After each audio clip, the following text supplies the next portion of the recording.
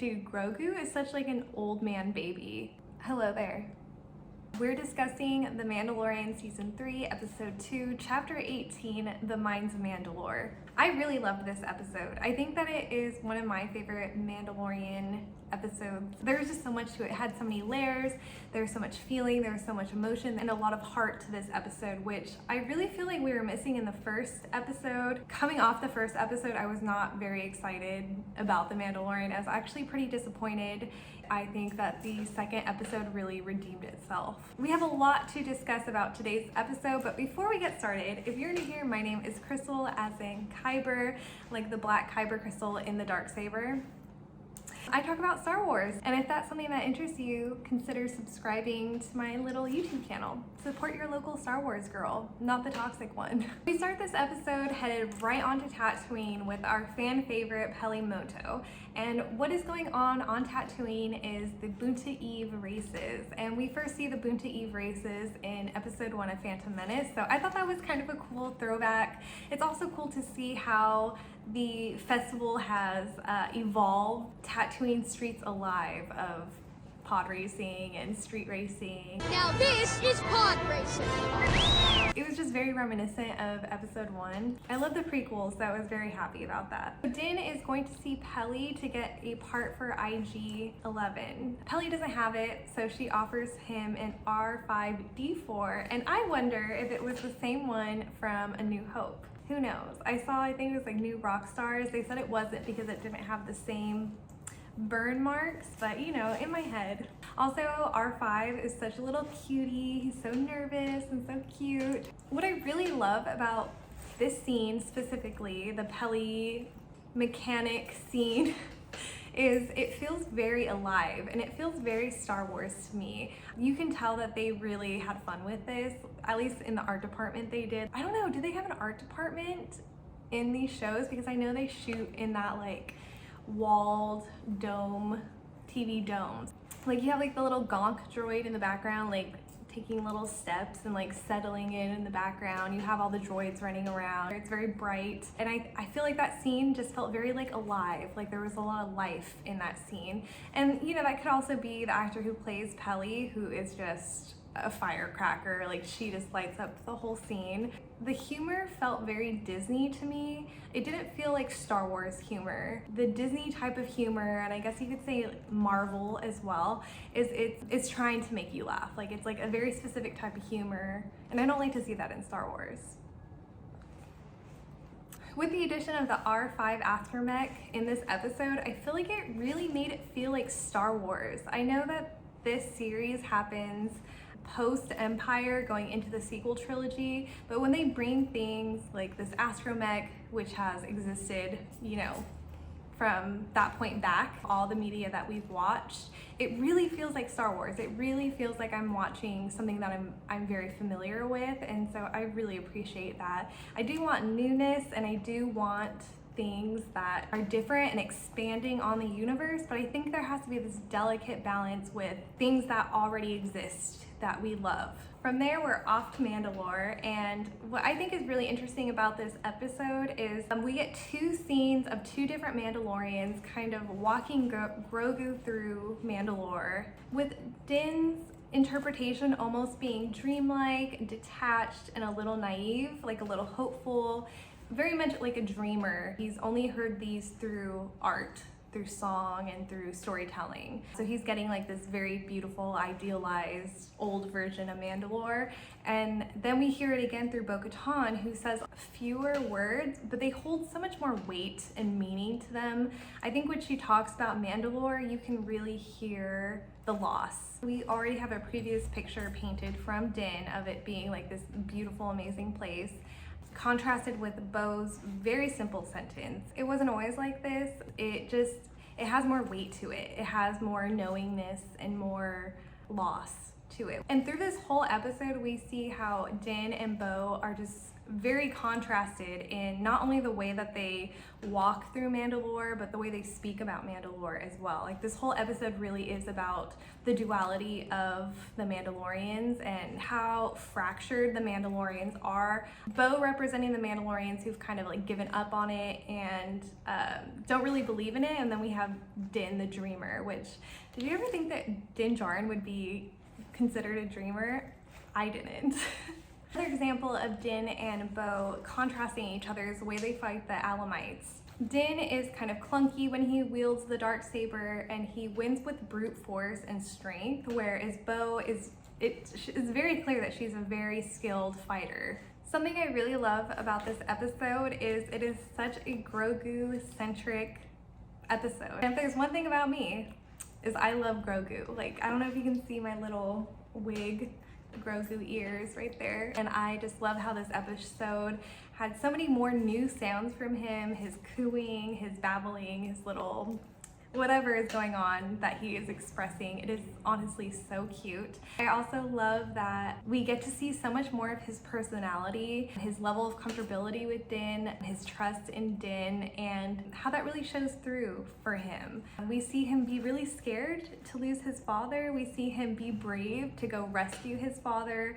We also get to see the training from his time with Luke. I love when we get to see Baby Yoda use the Force and just be such a like strong character for such like this little tiny cute little Grogu Baby Yoda. The part where Grogu was following Din and Din turns on his little light on his helmet, and then a few seconds later Grogu turns on his little light. He's just trying to be like his dad, and he has like so much attitude. It is just so funny to me. He is just so sweet and scared and sassy. There's so much of this episode where I was like, dude, Grogu is such like an old man baby. Like, he's like a baby old man. He has like this old man energy, but he's like a little baby. And this episode also had a lot of great Bo-Katan moments. We get to see how much of a great warrior she is. I mean, every scene with Bo-Katan, she is just like a badass.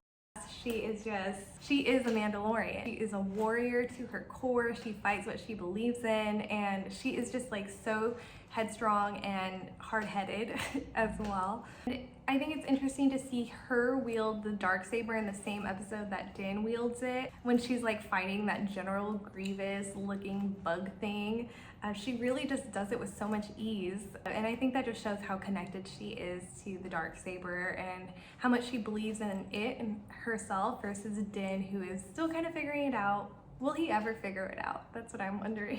I also thought it was interesting that she returned the darksaber to Din and she didn't try to fight him. I wasn't expecting that. I thought maybe she would try to I didn't think she was gonna steal the darksaber. She already thinks that she's responsible for the way that Mandalore is because she was gifted the darksaber and she took it instead of winning it. So I thought that maybe she was like gonna do something shady, because the thing about Bo is you never know what she's gonna do, but it's all good. In fact, she comes with Din to the living waters and she shows him the way.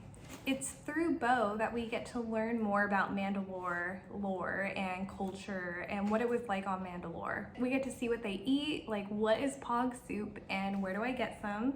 We get to see what they celebrated, what they coveted, and we also get to see like how she felt about those things. Almost interesting how she kind of like jokes and mocks the Mandalorians when she is like trying so hard to bring them together and to like reunite the Mandalorians. And she even talks about how it's more sad for her to see her people broken up than it is to see the city the way that it is.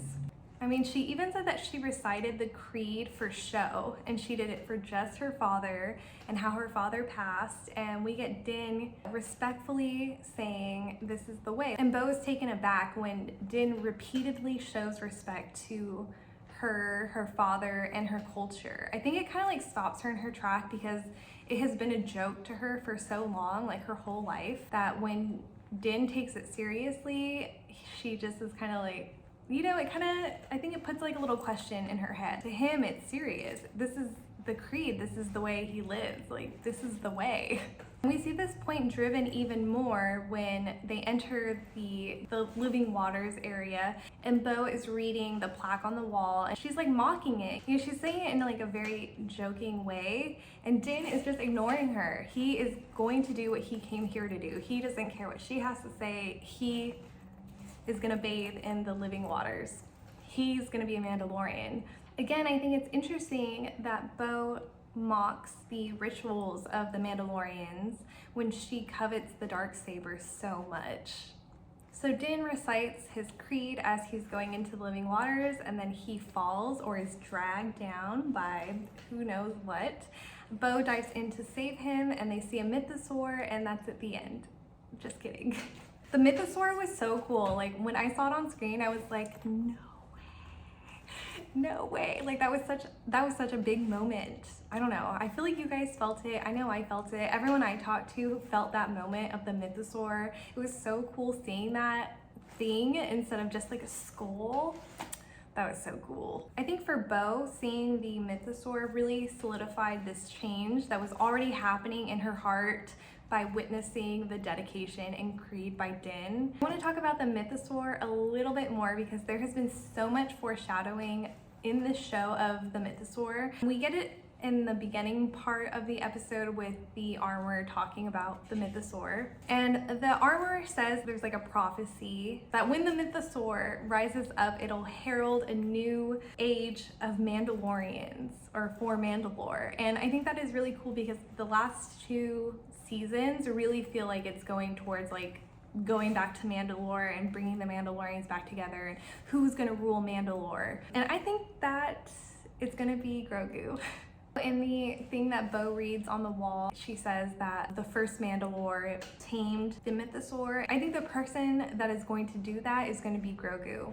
And the reason I think this is because he has that special force ability to tame beasts, or he has like an animal kin. And we see that in Book of Boba Fett. Yeah, I think that it's going to be Grogu. I think that Grogu is going to be the Mandalorian. He's going to be the Mandalore. I mean, he is a Jedi Mandalorian hybrid, which is very rare. We have a darksaber, which is a Mandalorian Jedi weapon. He has this ability to calm and tame beasts. So I think he's gonna be the one to tame the Mythasaur and wield the darksaber. All right, let's talk about why we're all really here.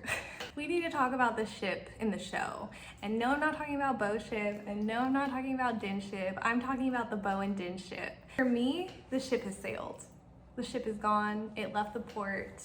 I don't know where it is, but it's gone. And I think it's funny, like the way that I ship Din with everybody. Like anybody that I see, like Din, amazing. They're a couple, love it for him. Ever since like the second season, when Bo sasses Din with her icy cold, spicy, "This is the way." Do you remember that moment? Go back and rewatch it.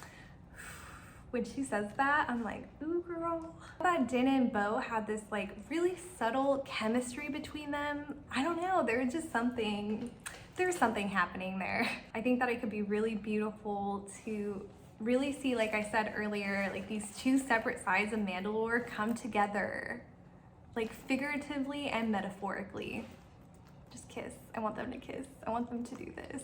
I've talked to a lot of other people, and I've seen on Twitter that a lot of people are with me. We all see the ship. We all see Din and Bo, and I want it. Do you want it? Okay, if you guys want it, we have to decide on a ship name. Like, do we go with Dinbo? Like himbo, like the himbo that Din is?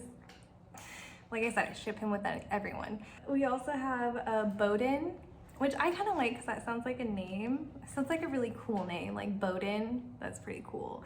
And then I've also seen Mambo, which is pretty funny. Mambo is pretty funny. Anyways, cast your vote down below. That's all for today, folks. Thanks for watching. I know I didn't cover the first episode. I was in the middle of a move. We're still unpacking. This is the new place. I'm trying to figure out a place to film, and if I sound nasally, it's because I'm getting over a cold. So there's a lot going on, but when I saw this episode, I knew that I had to talk about it. There's so much to talk about with you guys, and you know that I want to hang out and talk to you guys about Star Wars. If you want to support me and my channel, consider subscribing and liking this video. Also, consider watching my other videos. That would be really cool. If you want to talk to me, I'll be in my comments hanging out with you guys. If you also want to connect, I am on Twitter, TikTok, and Instagram. I hope that you guys have an amazing rest of your day, and this is the way. Bye.